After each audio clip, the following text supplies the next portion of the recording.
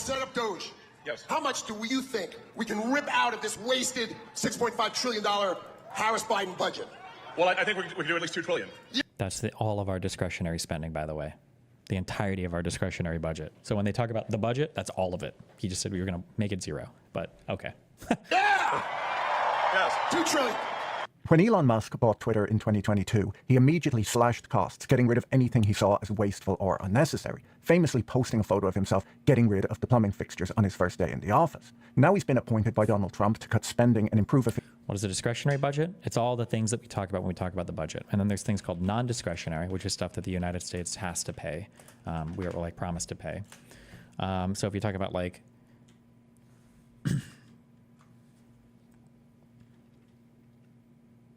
usually when they talk about making the budget every year, or it's yearly, right? Quarterly? Yearly? I think it's yearly. When they talk about the budget, they're talking about our discretionary spending. So for instance, when people say like, oh, the military budget is half of our spending or whatever, they mean half of our discretionary spending. Because you see it's 18% of our total spending. Mandatory spending, also known as direct spending, is mandated by existing laws. Type of spending includes funding for entitlement programs like Medicare and Social Security and other payments to people, businesses, and state and local governments. For example, the Social Security Act requires the government to provide payments to beneficiaries based on the amount of money they've earned and other factors. And then discretionary spending is money formally approved by Congress and the president during the appropriations process each year. Generally, Congress allocates over half of the discretionary budget towards national defense, the rest to fund the administration of other agencies and programs.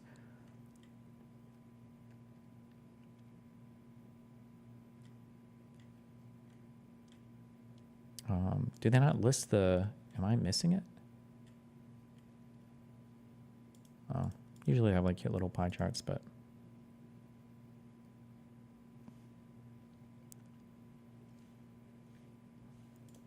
Efficiency for the US government. Musk, along with pharma entrepreneur Vivek Ramaswamy, has been put in charge of what is being described as a new... Is it possible they'll look to cut non-discretionary spending? You can't cut, it's called non-discretionary. You have no discretion over it. So you can't cut non-discretionary spending. It's promised already. You'd have to start breaking laws or violating agreements to do it. Musk, along with pharma entrepreneur Vivek Ramaswamy, has been put in charge of what is being described as a new government department, which is supposed to work with government employees to reduce spending and unnecessary regulation. I think the funniest name is DOG, the DOGE, Department of Government Efficiency. The Department of Government Efficiency. Congressional Budget Office. Okay, this is a cute chart. So you can see of our $6.1 trillion right here, the discretionary budget is 1.7 trillion. The mandatory spending is 3.8, and then 700 billion is interest. So when so when Elon Musk says we're going to cut $2 trillion from the budget, I don't know what the fuck he's talking about. So what's in non-discretionary spending? I think the biggest chunks are things like Social Security and Medicare. I think those are your biggest chunks. Where's our non-discretionary spending?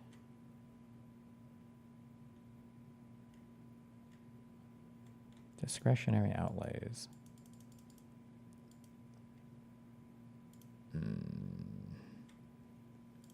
How do I get to my... What is this URL? I can't...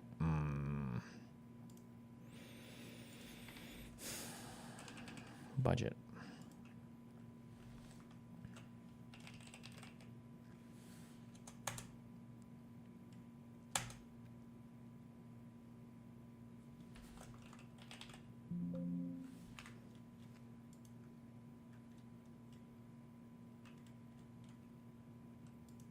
Cost estimates? Data? I just want the cute thing that shows me what our non-discretionary spending is. Budget.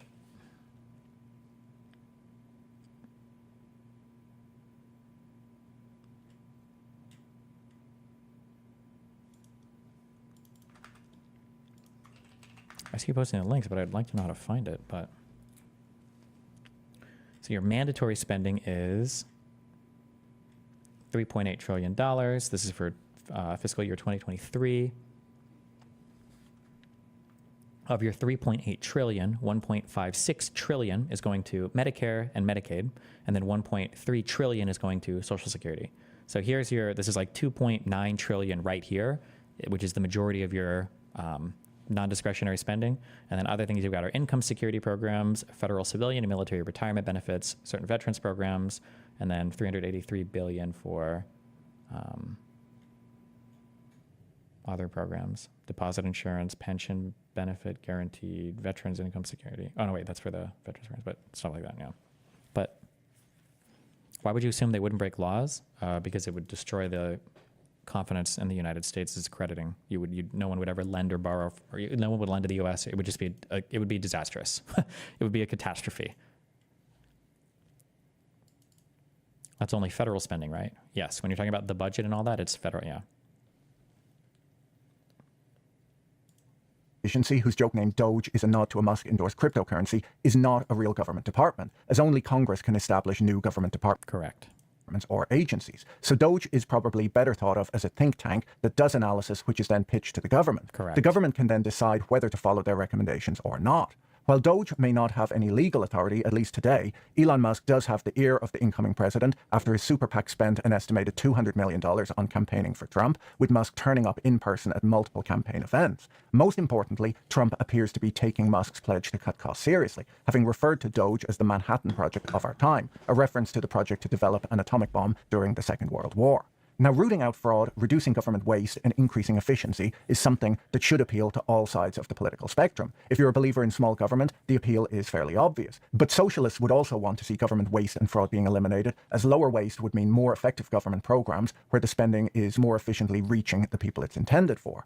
For years, the nonpartisan Congressional Budget Office has been warning that US national debt is on an unsustainable trajectory. And I think it's fair to say that there's a consensus that too much is an idea, especially if the country's growth doesn't deliver. The problem of growing government spending is not just an American issue. Government spending as a percentage of GDP in all OECD countries has grown consistently over time. According to The Economist, the tendency for government to grow has been a hallmark of modernity. They showed that from 1274 to 1691, the English government raised less than 2% of GDP in taxes. Over the 18th and 19th centuries, spending, especially during times of war, grew. By the 1870s, the governments of rich countries were spending about 10% of GDP. By 1920, this had grown to around 20%. Government spending continued to grow, where today most developed countries' governments are spending between 40 and 60% of GDP. It doesn't seem that this could grow a whole lot more.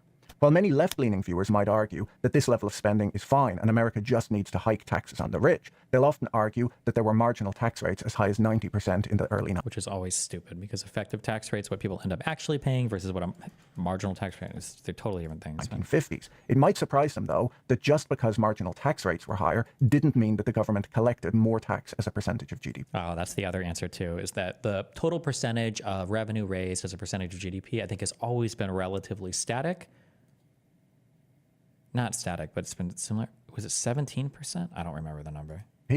Burton He's going to show a graph, though. Oh, okay. Yeah. Kyle showed in a recent FT article that while tax policy has varied wildly over the decades, outside of recessions, federal tax receipts as a percentage of GDP have been remarkably steady at around 17.5% of GDP over the last 75 years. So regardless of if taxes go up or down, the government collects about as many tax receipts as a percentage of GDP as they ordinarily do. Citizens simply defer taxes when rates are high or reduce the amount of work that they do, and have been more willing to pay taxes when rates were lower. So what does the US government spend money on, and will Doge be able to slash government spending the way Elon Musk did at Twitter? Before we dig into that, let me tell you about this week's video sponsor, Delete Me. Delete Me is a subscription service that acts on your behalf to force data brokers to delete any of your personal data that they're storing to sell online. Data brokers collect huge amounts of personally identifiable information on individuals that can include social security numbers, birthdays, past and recent addresses, information. We don't comply with this, so if Delete Me sends request to DGG, we keep your info. About your relatives and much, much more, which they then sell online to who knows who. Data brokers are legally required to delete any information they store on you if you ask. But unfortunately, there are hundreds of data brokers, and they don't make it easy.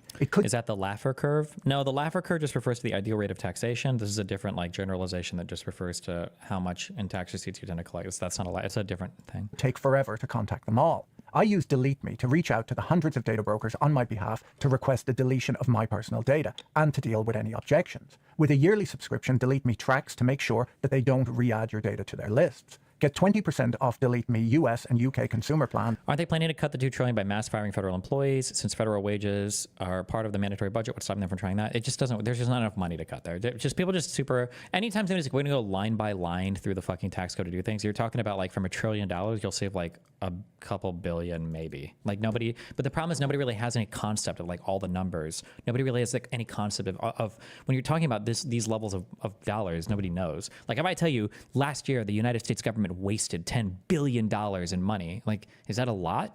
I don't know. 10 billion seems like a lot of money. $10 billion, but like what is that compared to 1 trillion or 10 trillion or 5 trillion or 100 billion? Like it's these are hard numbers to conceptualize. So they'll throw around big numbers, but like is it really helping if we were to go through and cut this? Like what programs would even be funded? Like it's just when you go to joindeleteme.com/Boyle and use promo code Boyle at checkout. Elon Musk posted a call for CVs on Twitter last week, saying that he doesn't need ideas, he needs super high IQ, small government revolutionaries willing to work 80+ hours per week on unglamorous cost cutting. There were, of course, thousands of replies, including one from Razzle Khan, who's widely considered one of the greatest and most influential rappers of all time, saying that she would like to share some actionable solutions to curtail fraud and cybercrime. Unfortunately, she's unlikely to be able to take up a role within Doge, as she's currently serving time for fraud and cybercrime.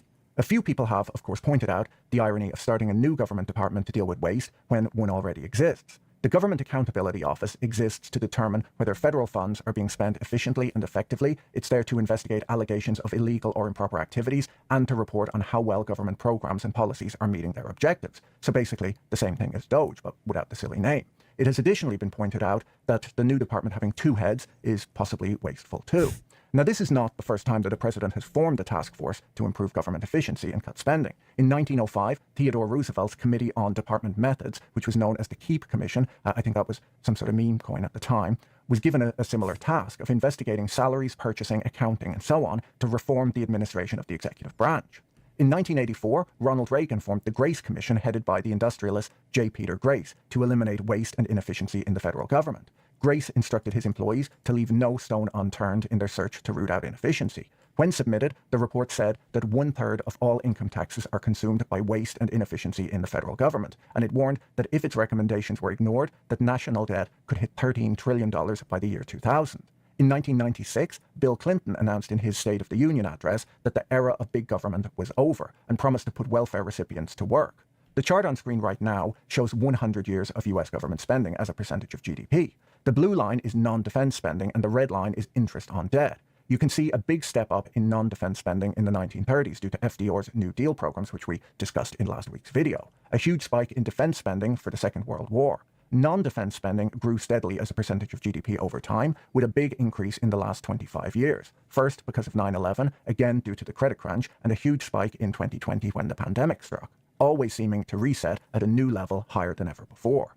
Growth in government spending usually is tied to growth in what governments do. According to an analysis by QuantGov, the number of federal regulations has more than doubled since 1970. The Economist reports that the total word count on Germany's laws is 60% higher today than it was in the mid-1990s. They point out that in many ways governments interfere less than they did in the past, when many imposed currency controls and owned steel mills, mines, and telecom networks. In fact, by the late 1970s, almost 1/3 of British families lived in government-owned housing. Jesus. While governments take less control of the economy today, in other areas governments have more power than ever before. It can be difficult to build nowadays due to environmental and conservation rules. Employers have to meet more health and safety rules than ever before too, and the share of US jobs requiring an occupational license increased from 5% in the 1950s to 25% today. It used to just be lawyers and doctors that were licensed, but today you often need a license to cut hair, be an auctioneer, or even work as a makeup artist.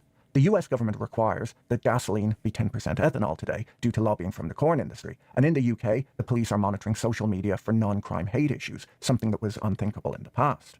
One of the ways that spending can grow is when mission creep occurs at government agencies. Since the credit crunch, the Federal Reserve has expanded its objectives beyond monetary policy, now directly allocating credit, incorporating inequality considerations into its employment goals, and examining climate risk as part of its analysis of banks.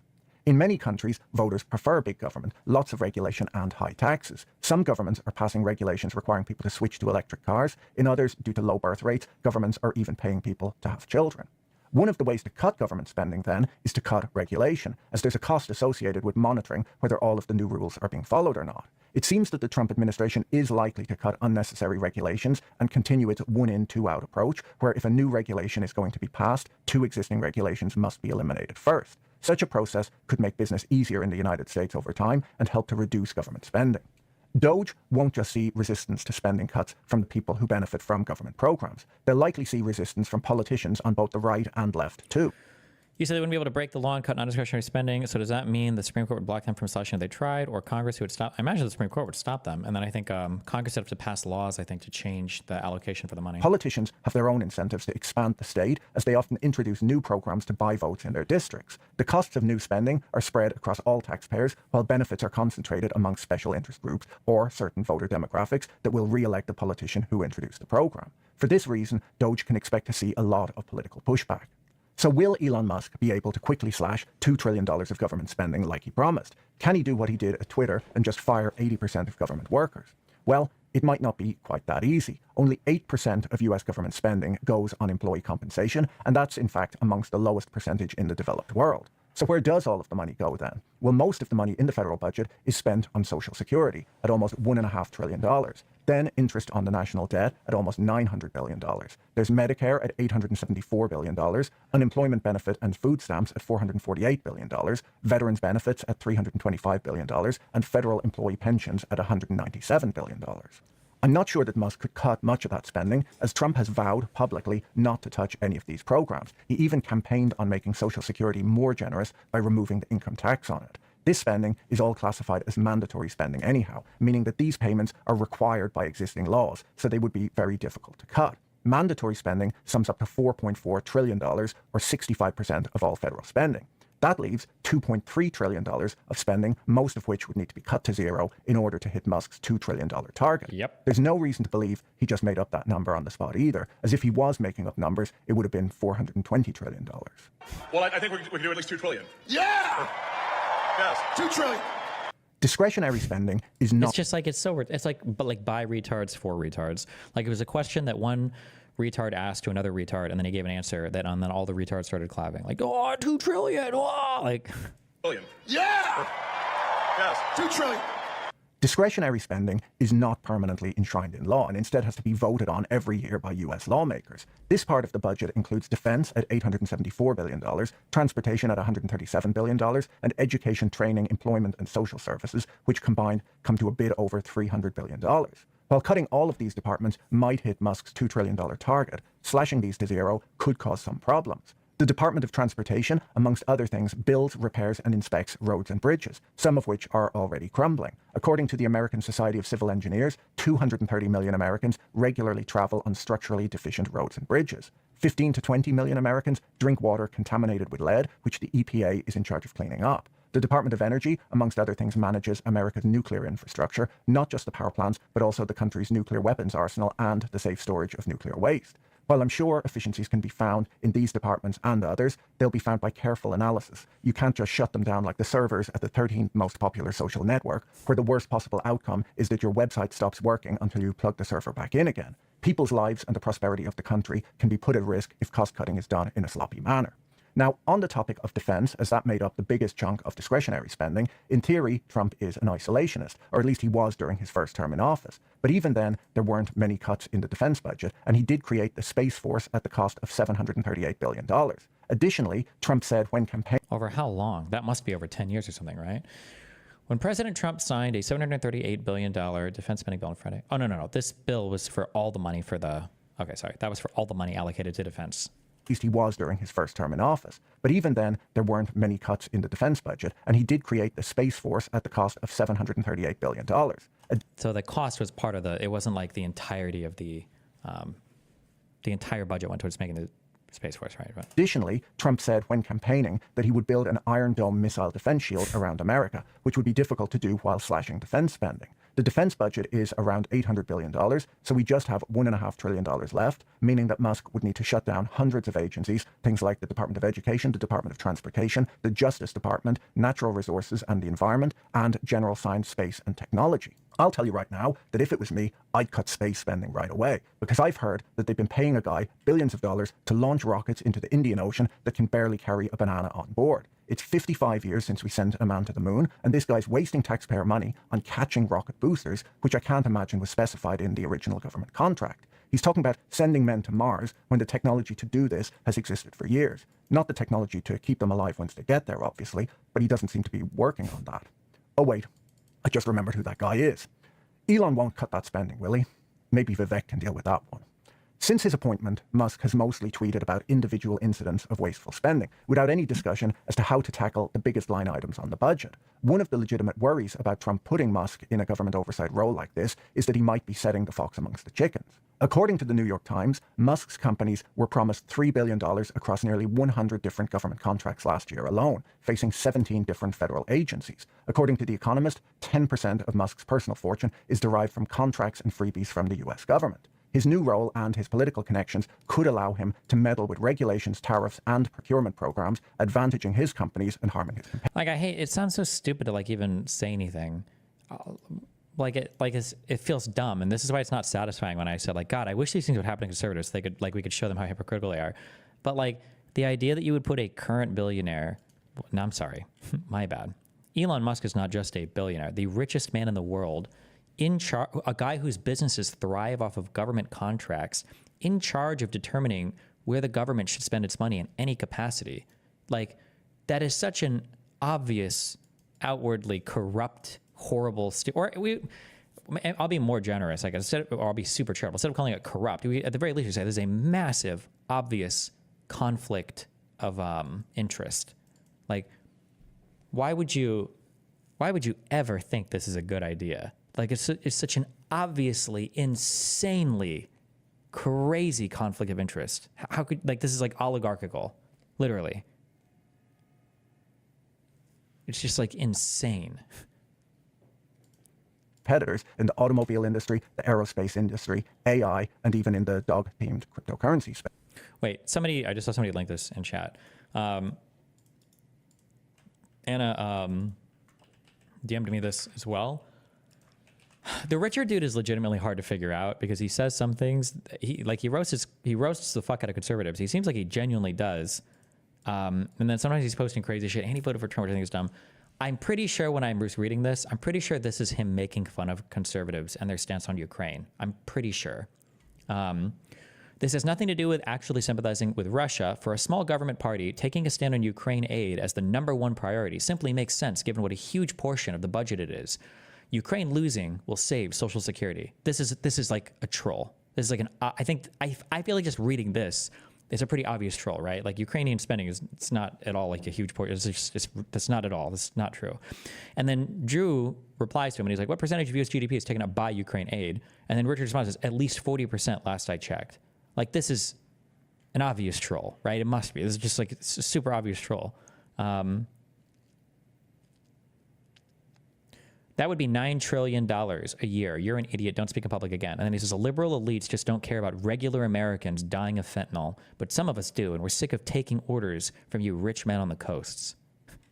Like, he's trolling here, right? Like, and he does these. He tweets every now and then. We're just trolls, and then people fall. But I'm like, pretty sure he's trolling the conservative talking points here. I'm pretty sure. Pretty sure. His former business partner even wrote an article in the FT yesterday warning about this issue. Over the last month, Musk's businesses have soared in value, far outperforming the stock market for no reason other than that investors are betting that Musk will be able to extract value from his newfound political access. Tesla went from being the worst performing stock in the S&P 500 earlier this year due to declining growth to outperforming the index once the election results were announced. Musk and his companies are currently facing as many as 20 different federal investigations over things like illegal disclosures when he purchased Twitter, the safety of his self-driving cars, environmental damage at his factories, OSHA violations, and the list goes on. While he might not be able to stop these investigations in their tracks, he may well be able to recommend budget cuts at the very federal agencies regulating and investigating him, or at least threaten them with that.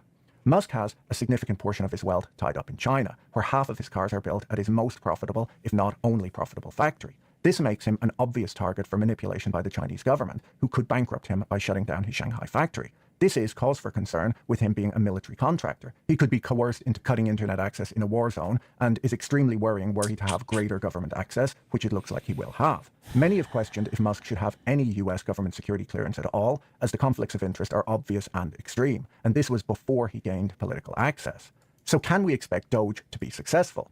Well, both Trump and Musk do want to disrupt the federal government, and Trump does have a mandate to do so, having won not just the election but the popular vote too. With ever-growing government spending, a budget deficit of 6% of GDP, and growing national debt, some sort of reform is definitely needed. There are already over 90,000 pages of federal regulations in place, and several thousand new rules are issued by federal agencies each year.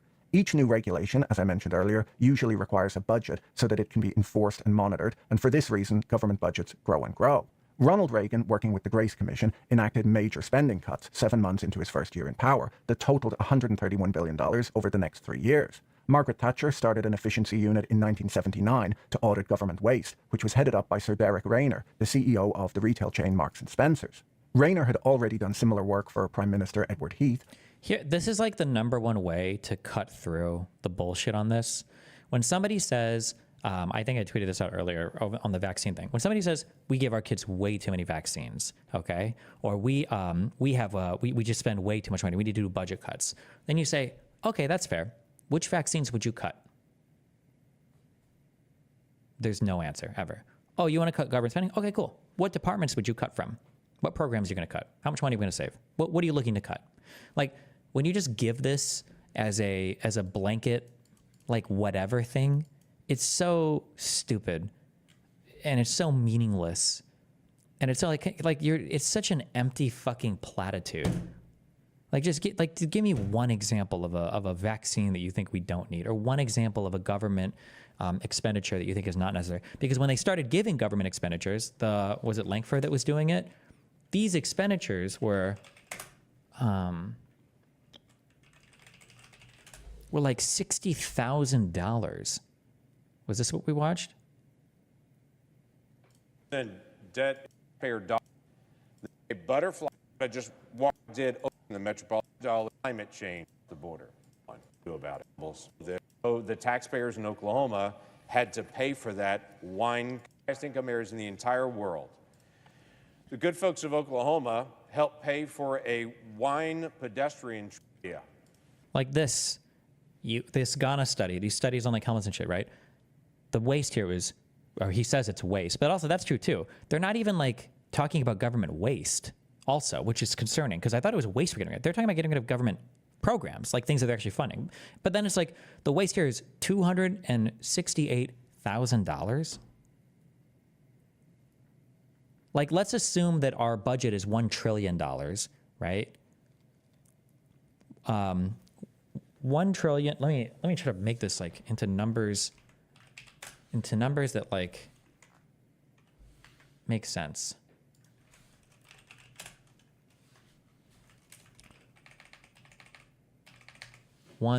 That's a billion. So we're talking about $1 trillion, and we want to cut $300,000 in spending. So if we get rid of the last 5,000, that would be like looking at, fuck it. Let's just go all the way down to,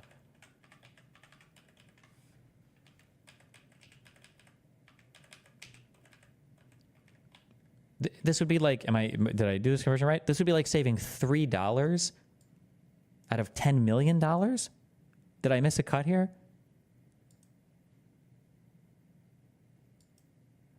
Like, this is the type of savings that we're talking about.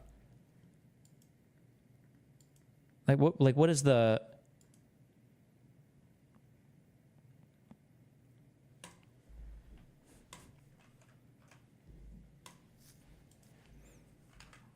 Stupid. Where he arranged for the 3 British military services to use. My mom just said, well, we should pull back on how many we give. I don't know. I have no idea how to counter the vibes, because all of this is vibes. They don't understand the money that they're cut. The problem is that like, it's just so strange that like, because nobody knows about any finance or government or economics or anything, like imagine I walk into a hospital and I'm looking at some doctors and I'm like, this guy has a lot of pints of blood. I think he needs less. And it's like, what do you mean? It's like, I don't know. There's like less blood. We should have like less blood in all the people. Like just less. We need to take some. And then our blood banks won't have to give so much. Just like, it's just like, what? Like what? what the fuck are you saying? What the fuck are you even talking about? We need to have less of it. Like, we need to have less money going towards, you don't even know what the programs are. You don't know what the money is spent on. You don't know how we raised the money. You don't know how you don't know any factor of this, but you have a really, really strong opinion that we need to cut from it for some reason. Like, similar work for Prime Minister Edward Heath, where he arranged for the 3 British military services to use a single procurement office, achieving significant cost savings. His efficiency unit under Thatcher led to headcount reductions in the civil service and overall savings of £170 million per year. I wonder if Destiny is claiming there isn't significant government waste. Not that I'm aware of that's like ultra significant. I don't know. Is there? Tell me. You can feel free to let me know. Thatcher led to headcount reductions in the civil service and overall savings of £170 million per year over the next 3 years. In 1996, Sweden reformed its budget process to tackle its high deficit, after which its government debt fell from 84% of GDP to 45% by 2008. Ruth Richardson in New Zealand severely cut government spending in 1991, including spending on welfare. She called her plan the mother of all budgets, and while it was extremely unpopular with voters at the time, who called it euthanasia, 20 years later, state spending in New Zealand was still 6 percentage points lower as a share of GDP than it was when she first took office. These examples show... Should we not let them do research and find potential waste, though? What's the hurt as I see it? We already have, like, Government of Accountability Office. We already have watchdogs for a lot of the federal agencies. We already have the congressional... We already have people that do all this stuff. Like, we don't need another like, the funny thing is what they're doing is exactly what does lead to, like, waste. Is, like, just making redundant faux agencies. It's not even a real agency to, like, go and look... Like, it's stupid. It's a waste of time.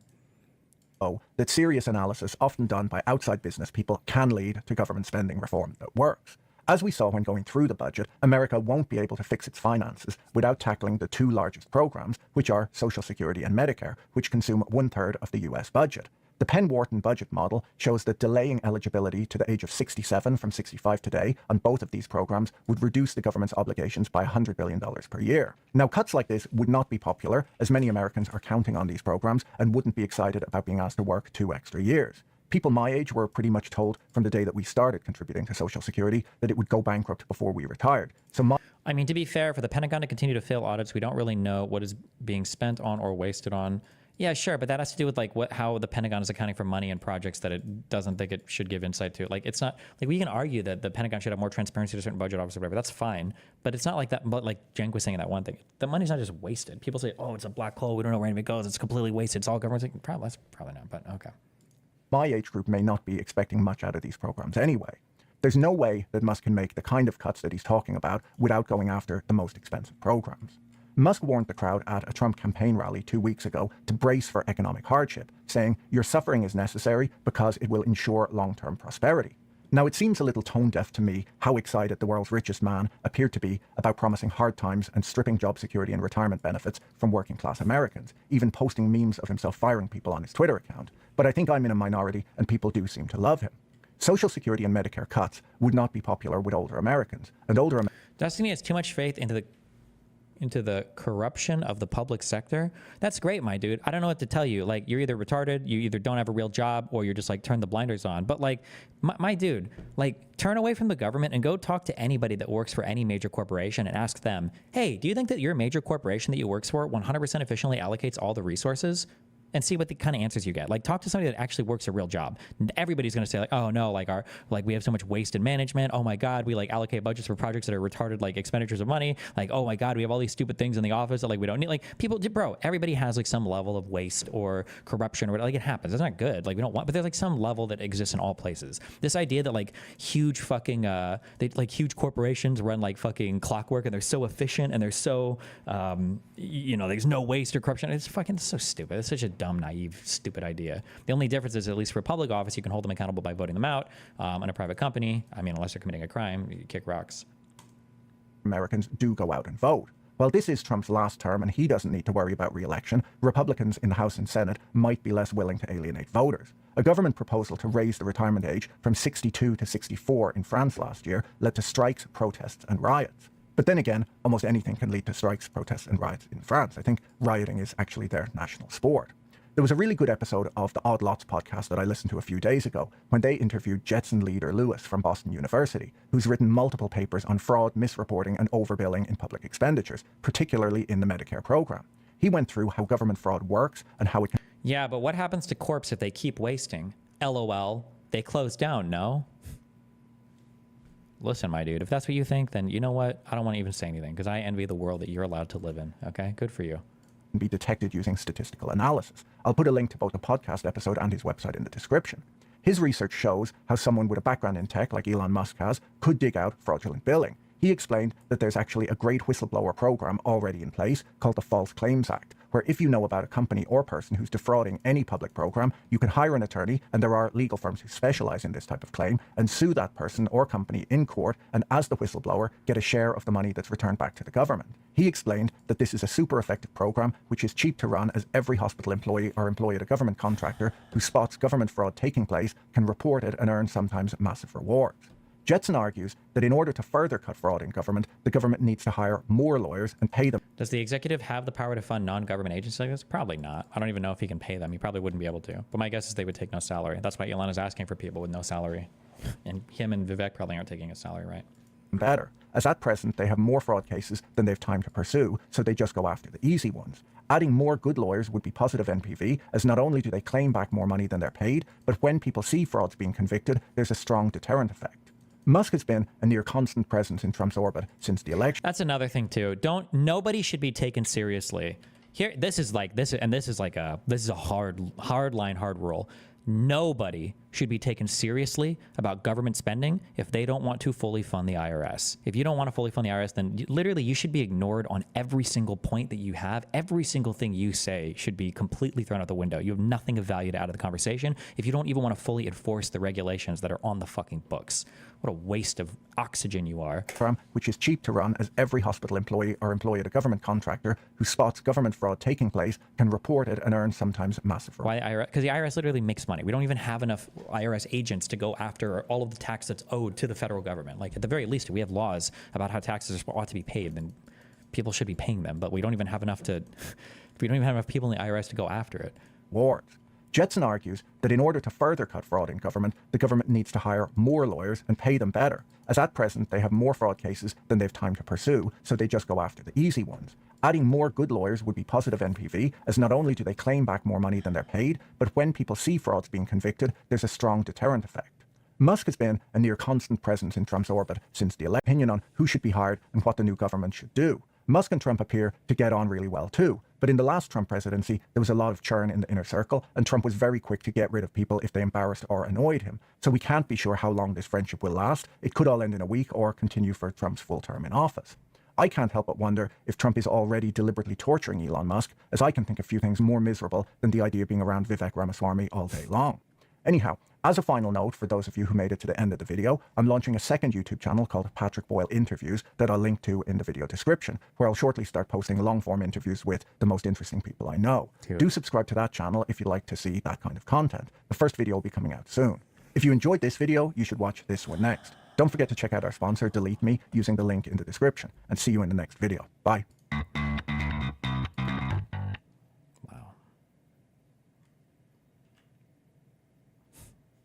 We're not finishing this. Fuck that. I'm gonna use the restroom. 1 second.